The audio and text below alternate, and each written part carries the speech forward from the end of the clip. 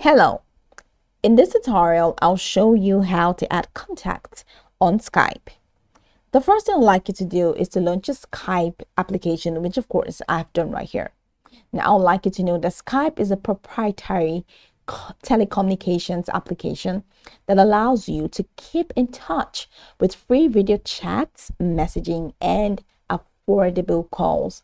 You can create instant online video calls with one click, no download required.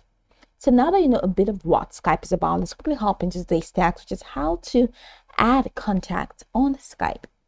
I'd like you to head over to the left corner of your screen where you have the chats, calls, contact, and today. Now these amazing icons are represent these features. So go ahead and click on the contact icon and it's going to take you right into this window. So you have this contact. You can see my contacts alphabetically organized and arranged. So you have the A, C, E. So if you want to add a new contact, just go ahead and click on new contact in here and it's going to take you over here.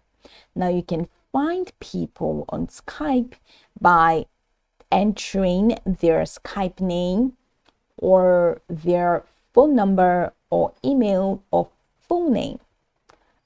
Now, these are other ways that you can add people. You can add people by inviting them to Skype. So this says invite friends to Skype via SMS, email, and more. So go ahead and click on that. Now, here you go. You can add a profile photo and connect to anyone by sharing the link to your profile with them, even if they're not on Skype. So this is my Skype link. I can just click on this and share with them, or you can send a link, an invite to them via email, or you can revoke the share link, any one of that option. Or you can even add by phone number. So you can just click on that phone number, add the person's phone number, the person's name, first and last name, and add the person's phone number and click on save.